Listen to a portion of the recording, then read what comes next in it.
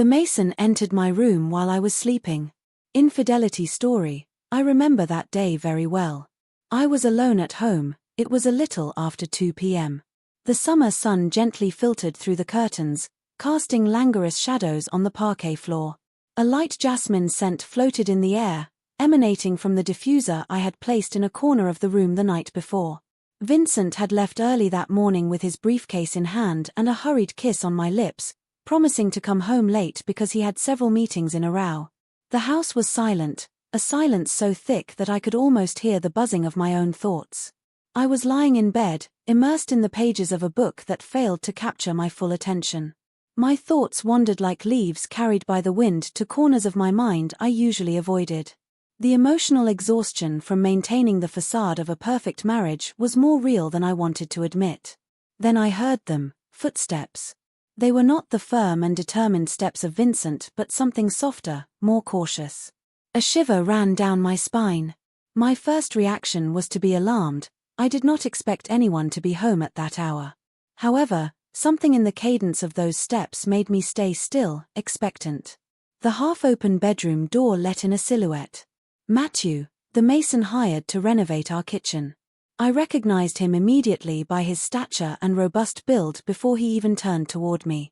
He was wearing a t-shirt that highlighted all the muscles of his torso and paint-stained jeans that testified to his hard work.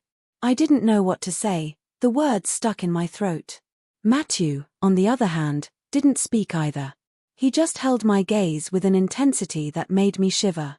I remembered the small conversations we had, the laughs we shared in secret, the moments when our hands accidentally brushed in passing. All this had sparked a curiosity and attraction in me that I had tried to ignore. Finally, he broke the silence. "I'm sorry, I didn't mean to surprise you," he said in a low, slightly hoarse voice. "But I needed to talk to you alone." His gaze was fixed, almost provocative, as if he was making an important decision in front of me. I felt my heart race, each beat thundering in my ears. Talk about what? I knew the answer before I even asked the question. In my mind, there was something between us, something neither of us had wanted to acknowledge until that moment. It was dangerous, it was reckless, it was exciting.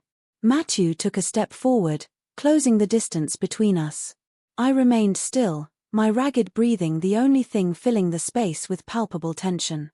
"I've thought about you," he admitted, and those words freed something in me, something that could no longer be ignored. And so it began, that quiet afternoon that promised to be uneventful.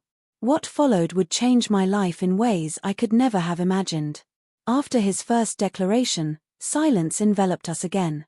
Matthieu remained there, his gaze fixed on me as if he were waiting for a sign, a gesture that would tell him to advance or retreat.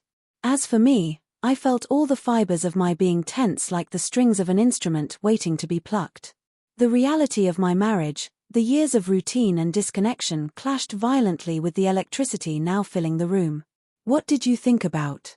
I finally managed to say, my voice barely a trembling whisper. It was not just curiosity driving my words but the need to confirm if what I felt was reflected in his emotions, if this madness had any justification. Matthieu took another step forward, eliminating the little space left between us. "This," he said, and before I could process his words, his lips were on mine. The kiss was deep, full of all the unspoken words, all the looks we had shared. It was as if we had both held our breath for months and were finally allowed to exhale.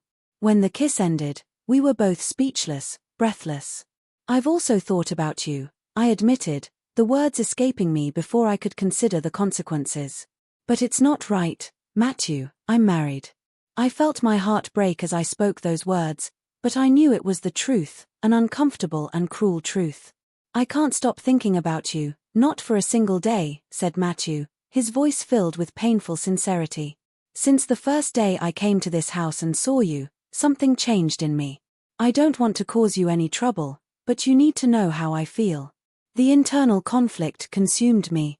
I knew this could destroy my marriage, it could shatter the fragile peace I had lived in for years. But wasn't it already broken in some way?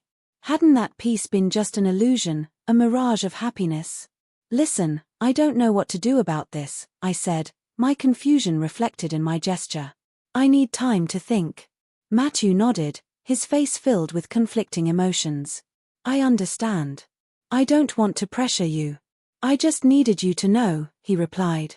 He withdrew, leaving me alone with my thoughts and a sense of emptiness. I spent the rest of the day reflecting on what had happened, replaying the kiss over and over in my mind, feeling the same mix of guilt and desire each time. That evening, when Vincent came home, I looked at him, searching for something that had perhaps been missing for a long time: love, connection, passion. What I saw, however, was a good, hard-working, and loyal man with whom I had long stopped sharing my heart. We had dinner together, talked about trivial things, but in my mind, there was only Matthieu and the tacit promise of something that could be, something dangerous and beautiful. As I went to bed that night, I knew things couldn't stay the same. I was on the edge of a precipice, and the decision to jump or step back had not yet been made. The following days were a whirlwind of emotions and conflicting thoughts. I tried to focus on my daily routine, on household chores, on reading, and on the little joys that filled my days, but everything felt empty, as if a shadow had settled over my life, obscuring everything that had once shone. Vincent did not seem to notice the change. He was absorbed in his work, always between calls and emails that took up most of his attention even when he was at home. Every time we sat down to dinner, I tried to find in his eyes the reflection of the man I had fallen in love with years ago, but all I found was the fatigue of someone perpetually caught between the demands of his career and the few hours of rest he allowed himself. One morning, as Vincent prepared for another long workday, Matthieu arrived early to continue the renovations. I watched him from the kitchen window, his imposing silhouette moving with surprising grace for someone his size. Each hammer blow, each measurement, each cut of wood seemed to echo the disordered beats of my heart. When our eyes met through the glass, I felt that familiar pull, that electric current I had tried to ignore but now seemed impossible to deny. Matthieu briefly smiled and returned to work, his concentration unshakable. After Vincent left, I decided I needed to talk to Matthieu, to clarify things, to set boundaries that would allow us to resume our lives without further complications. But when I entered the kitchen and saw him there, working with such dedication, the words escaped me. Instead, I offered him a coffee. He accepted gratefully, and we sat on the small garden bench under an old oak tree that had seen many springs and autumns. At first, we talked about the project, its progress, and the next steps, but soon the conversation drifted to more personal topics. And that's when it happened. Matthieu placed his coffee cup on the table, turned to me, and said, "I can't stop thinking about what happened between us. I know you said you needed time to think, but I want you to know that I'm willing to wait as long as it takes. However, I must also tell you that I don't regret what happened and that if I could, I would do it again." His words shook me. There was no anger or demand in his voice, just a sincerity as refreshing as it was painful. And at that moment, I realized I had no regrets either. Despite the guilt, despite the fear, something in me had awakened that day, and I could no longer fall back asleep. I looked into his eyes deeply, and then, almost without thinking, I leaned toward him, and our lips met once more. It was a kiss filled with all the unspoken words, all the unkept promises, a kiss that sealed something between us, something we could no longer deny. After that, there was no turning back. We had crossed a line, and even though part of me knew it was wrong, another part of me rejoiced in the freedom of this act of rebellion, of this act of honesty toward myself. After that second kiss, which was both a confirmation and a surrender, the rest of the day faded into an emotional fog. Matthieu and I never spoke of what had happened again. It was not necessary. There was a tacit understanding between us, a wordless agreement that what we shared was something profoundly significant and forbidden, complex.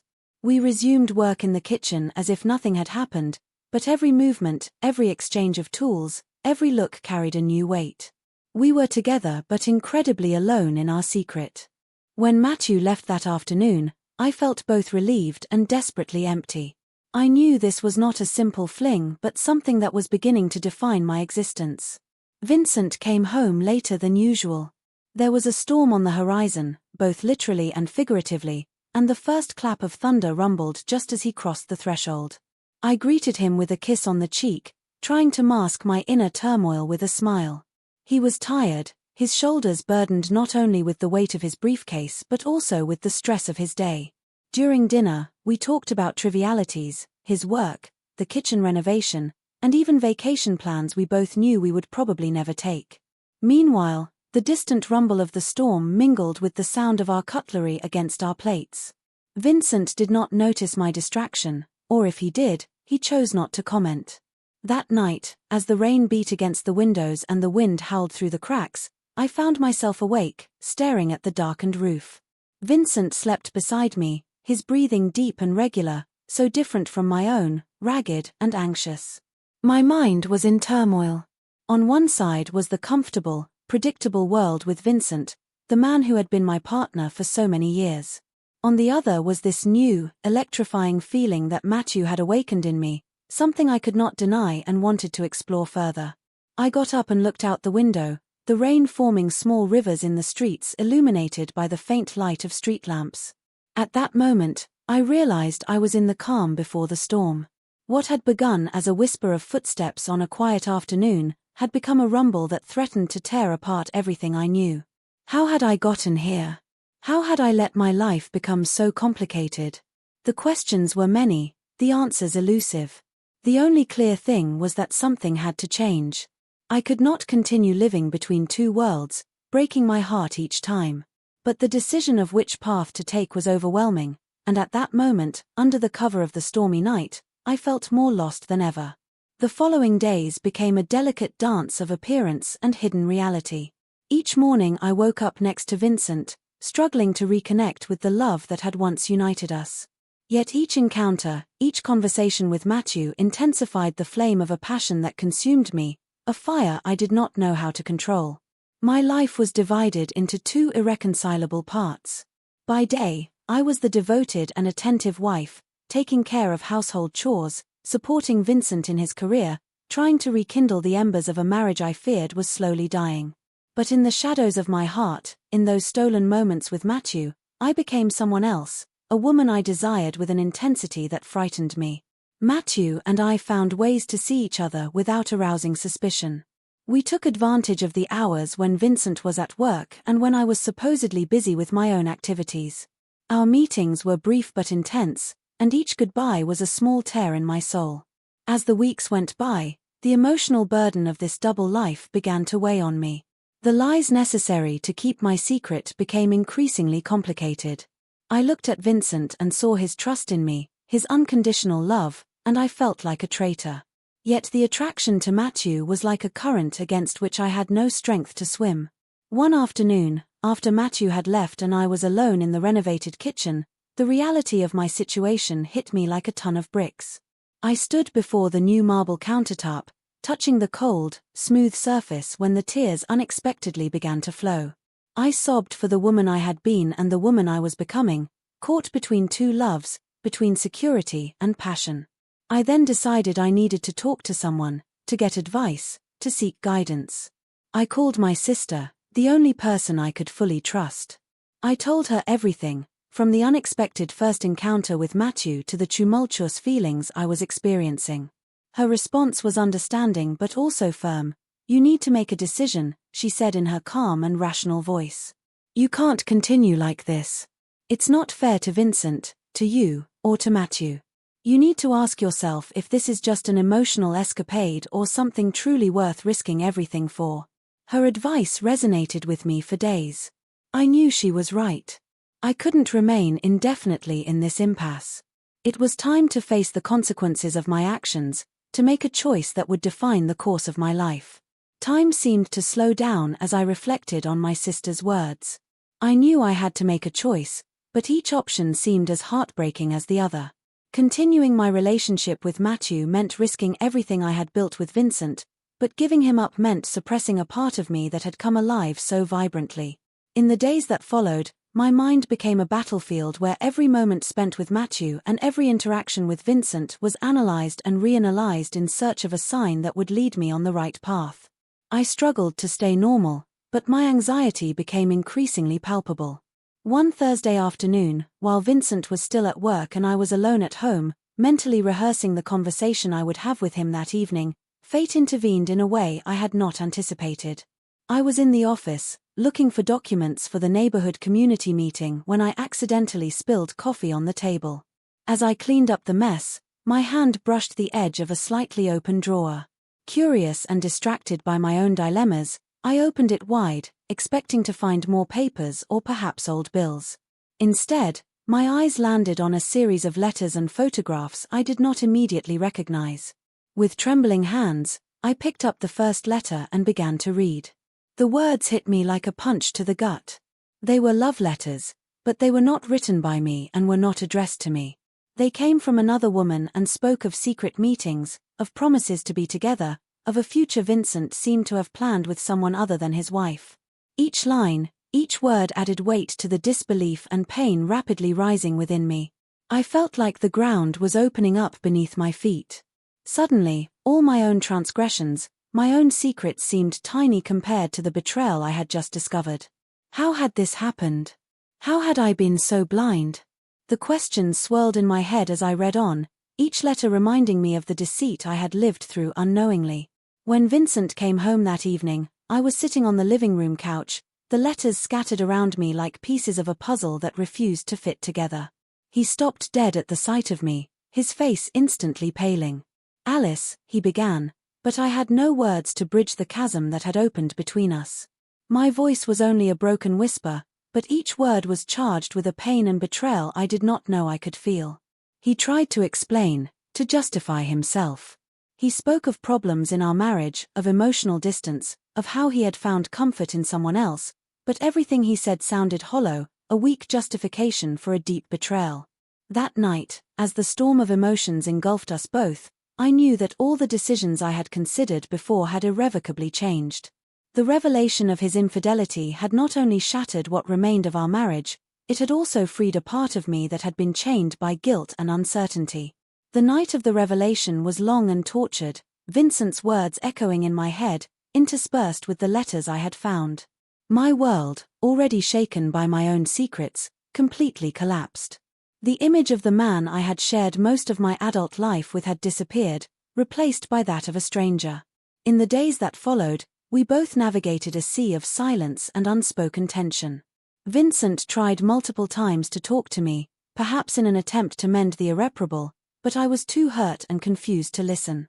I needed space, time to think about everything that had happened, not only with Vincent but also with Matthieu. One afternoon, after a long walk alone in the park near our house, I decided it was time to address the situation with Matthieu. I called him and asked him to meet me in a discreet cafe, away from the prying eyes of our neighborhood. I needed clarity, and he was part of that search. Matthieu arrived at the cafe before me and waited, looking anxious. Without preamble, I told him about discovering Vincent's letters and how it had changed everything for me. Matthieu listened quietly, his eyes never leaving mine, offering a silent support I desperately needed. When I finished, he took my hand on the table, his touch warm and reassuring. "Alice, I'm really sorry for what you're going through," he said gently. "But maybe this will give you the freedom to choose what you really want for your life without guilt or reservation." His comment sparked a possibility in my heart. "And if what I want is to explore what is between us?" I asked, the idea taking shape in my mind as I spoke. Matthieu squeezed my hand, his response a mix of relief and seriousness. "But only if you're sure that's what you want, and not just a reaction to what you've discovered about Vincent." It was a fair and necessary remark. If I were to commit to this path, it had to be for the right reasons, not just to escape my pain or to get back at Vincent. "Let me tell you," Matthieu continued, "let's give ourselves some time, a month, maybe 2. Don't make any decisions now. If after that time you still feel the same way, I'm here. I'll be here." It was an ultimatum, but it was posed with gentleness and respect for my process. It would give me time to heal, to think, to decide my life from a place of strength rather than chaos. We agreed to keep our distance, a decision that pained us both but we knew was necessary. That day, we said goodbye not with a kiss but with an embrace that spoke more than any words. I went home that day feeling lighter yet more burdened than ever. The coming weeks would be crucial for my life, and I was determined to face them with integrity, no matter the pain it might bring. The weeks following Matthieu's ultimatum were a period of deep introspection. I immersed myself in a routine of self-care and reflection, trying to distance myself from immediate emotions to better understand my true desires and needs. Vincent and I agreed to live in the same house for convenience's sake, but we each occupied our own space, interacting as little as possible. During this time, Vincent repeatedly attempted to initiate conversations about our future. Although a part of me wished we could fix things and regain the comfort of our marriage, I knew too much had changed. Not only because of his infidelity but also because of how I felt alive with Matthieu, something I couldn't ignore or consider a mere whim. One Saturday morning, I was sipping coffee on our terrace, looking at the garden Vincent and I had cultivated together over the years. Each plant, each flower had a story, a memory associated with happy times. It was hard to think about letting go of all that, but a part of me longed for a fresh start, free from the shadows of the past. Finally, on a rainy afternoon, I found the clarity I had desperately needed. Sitting by the window, watching raindrops trace unpredictable paths on the glass, I realized that my relationship with Vincent, though comfortable and familiar, no longer brought me the happiness and personal fulfillment I desired. My heart, despite the betrayal and pain, leaned toward the possibility of exploring the unknown with Matthieu. That evening, when Vincent came home, I called him into the living room. "We need to talk," I said firmly, though my insides were trembling. He nodded, likely anticipating the conversation. "Vincent, I've thought a lot about us, about everything that has happened," I began, trying to stay calm. "And I've decided it's best for both of us to end our marriage. Not just because of what I discovered, but because we both deserve a chance to be truly happy, even if it means not being together." Vincent looked at me, the sadness in his eyes evident, but there was also resignation, as if he too had come to the same conclusion. "I'm sorry, Alice," he said simply. "For everything. I hope you find what you're looking for." The following weeks were a whirlwind of practical activities, from meetings with lawyers to dividing our assets. Although every step was painful, there was an underlying sense of release, of taking control of my life. Once the dust settled, I allowed myself to contact Matthieu.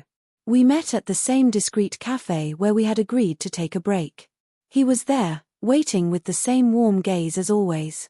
I told him without preamble, "I'm ready to see where this leads us without secrets or shadows between us." Matthieu smiled, and that gesture dispelled the last doubts in my heart. "I'm here, Alice, for whatever you need and whatever we will discover together." With the beginning of my new life with Matthieu, I was in a constant state of discovery. Each day revealed a little more of his character, his dreams, his fears, and as I got to know him better, my certainty of having made the right decision only grew stronger. Yet Matthieu retained a part of mystery, something he seemed to hold on to that intrigued and troubled me just as much. One autumn afternoon, as we shared a cup of coffee on the small terrace of our new apartment, I decided to address these thoughts that had been nagging at me. "Matthieu," I began, trying to keep my voice light, "I feel like there are still things about you that I don't know, things you might not want to share with me." Matthieu looked up at me, his dark eyes hiding a complexity I hadn't noticed before. After a long sigh, he nodded slowly. "You're right, Alice. There are things from my past I haven't wanted to bring into our present, not because I want to hide anything but because I'm afraid they might change how you see me." My heart raced, fearing what might come but also needing to know. "You can tell me anything," I assured him, though part of me doubted my own words. Matthieu took my hand, interlacing his fingers with mine, and began his story. "Before I met you, my life was very different. I was involved in illegal activities, nothing violent, but things I'm not proud of. I worked for a company that didn't always follow the law. When I realized how deep I was, I decided to get out, to change my life. That was just before I started working at your house. The truth hit me harder than I expected. The image of the man I loved mixed with that of someone who had been a stranger to me. Are you in danger now? Is there anything that could pull you back into that world?" I asked, my voice trembling. "No, I left it all behind. I've worked hard to build a new life, a clean life, and I found you," Matthieu explained, squeezing my hand as if seeking reassurance. "I need a moment to process this information." "Thank you for telling me," I finally murmured.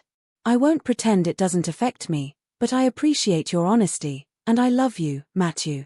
That doesn't change because of your past, but I need time to accept it." Matthieu nodded, understanding the gravity of the situation. "I'll give you all the time you need. I'm here for whatever you decide." The following days were a time of intense reflection. While grappling with Matthieu's revelation, I also faced my own insecurities and fears.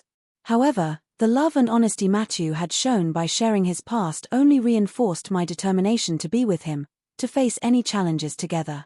The following days were marked by the resilience of love and the capacity for forgiveness.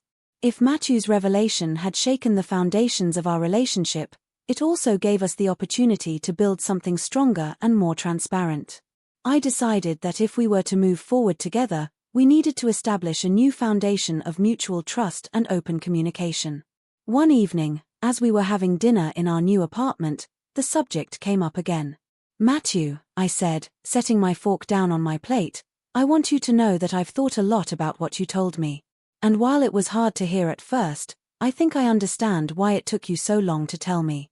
Thank you for your honesty. I believe it has made us stronger." Matthieu looked at me, relieved and grateful.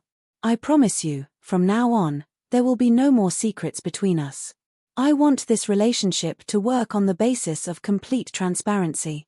I smiled, feeling closer to him than ever. "That's all I ask." Over time, our life together found a new rhythm. Matthieu, freed from the weight of his secrets, opened up more about other aspects of his life. We began planning the future together, talking about the trips we wanted to take, the projects we wanted to undertake, and even the possibility of starting our own home renovation business, using our past experiences as a springboard for something creative and positive. One day, while walking in a park near our apartment, an idea came to us in the midst of laughter and shared dreams. What if we helped others transform their spaces just as we are transforming our lives? Matthieu stopped, looking at me with a spark of enthusiasm in his eyes. "That's perfect, Alice. It's a way to come full circle, to do something good with everything we've learned." That's how our joint project was born. We worked on creating a small business dedicated to interior renovation, focusing not only on aesthetics but also on how spaces could improve people's lives. It was an exciting and rewarding process that allowed us to grow together in a direction we had never anticipated.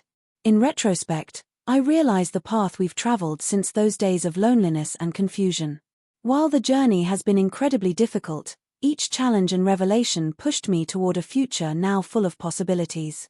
Matthieu and I found a way to heal our past wounds and look to the future with hope and determination. Finally, one autumn evening, as we watched the sunset from our terrace, Matthieu took my hand and said, "I never thought I would find someone with whom I would share so much, nor that my dark past could lead me to such a bright future. Thank you, Alice, for believing in us." "Always," I replied, squeezing his hand. "Always." The seasons passed, bringing changes both outside and inside our shared life. Matthieu and I continued to work on our business, building something tangible together while learning more about each other every day. The complicity and trust that developed between us were strengthened by the challenges we faced hand in hand. One day, while finishing a renovation project for an old house in a picturesque neighborhood, I felt a deep need to share with Matthieu something that had been on my mind for a long time. We were sitting on the veranda, enjoying a rare moment of respite after weeks of intense work. "Matthieu," I began gently, "I know we have built a lot together, and I'm happy with everything we've accomplished. But there's still a part of me that seeks to understand and accept everything we've been through." Matthieu turned his gaze toward me, his eyes filled with understanding and softness. "I'm here, Alice. Talk to me about what's troubling you." I took a deep breath, gathering my thoughts before continuing. "I often think about our past, about what we've experienced before finding each other. I have regrets and questions that remain unanswered, and sometimes it weighs on me." He listened attentively, his hands holding mine with reassuring firmness. "It's normal to have regrets, Alice. But we must also learn to let them go, to accept them as part of our story. We've both made mistakes, but what matters is what we do now, together." His words resonated with me. We spent the rest of the evening talking openly about our fears, hopes, and dreams. This conversation marked a turning point in our relationship, allowing us to release the last remnants of doubt and guilt that had prevented us from fully moving forward. The following months were marked by a new serenity, a rediscovered harmony. We continued to grow our business, helping people transform their homes into warm and welcoming living spaces. Each completed project was a new victory, a new chapter added to our shared story. One spring morning, while working in our small office, Matthieu suggested something that would once again change our lives. "Alice, I've been thinking about something," he said, his eyes sparkling with excitement. "What if we expanded our business? We could offer DIY and renovation workshops for enthusiasts, sharing our skills and passion with others." The idea immediately excited me. "That's a great idea, Matthieu. We could help so many people realize their projects, feel more autonomous and confident in their abilities."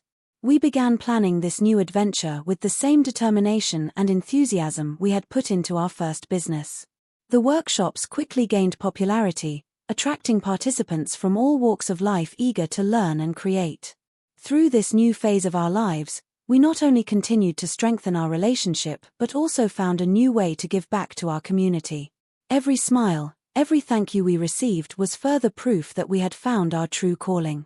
One summer evening, after finishing one of our workshops, Matthieu took me by the hand and led me away from the bustle of the participants. "Alice," he said with infinite tenderness, "I want you to know how important you are to me. Every day spent by your side is a gift, and I'm grateful for everything we've built together." Tears welled up in my eyes, not from sadness but from happiness. "Me too, Matthieu. You've brought a light into my life that I never thought possible. I'm so happy with everything we've accomplished." We kissed under the starry sky, filled with a deep gratitude for the second chance life had given us. Our journey had been fraught with obstacles, but each one had brought us closer, made us stronger and more united. The years continued to pass, bringing their share of challenges and joys. We saw our business prosper, traveled, discovered new horizons, and above all, continued to grow together. The love that united us had become the cornerstone of everything we undertook. One day, while looking at photos of our accomplishments and travels, Matthieu smiled at me with a serene smile. "Alice, we've come a long way, haven't we?" "Yes," I replied, smiling. "A difficult but so rewarding journey." "I'm proud of us," he added. "And I'm looking forward to seeing what the future holds." I took his hand, feeling once again the warmth and strength of our connection. "Me too, Matthieu. Me too." Thus, our story continues, nourished by love, resilience, and courage. Together, we learned to turn trials into opportunities, to build our own happiness, stone by stone. And every day, we choose to continue walking side by side, ready to face whatever life throws at us, confident that as long as we're together, we can overcome any obstacle. As we watched the sunset from our terrace, surrounded by the beauty of everything we had built, we knew our journey was just beginning. Because as long as we were together, there was no limit to what we could accomplish. And so, we continued, ready to face the future with confidence, love, and hope. Because together, we knew we could overcome anything, and each day was a new chance to create something wonderful.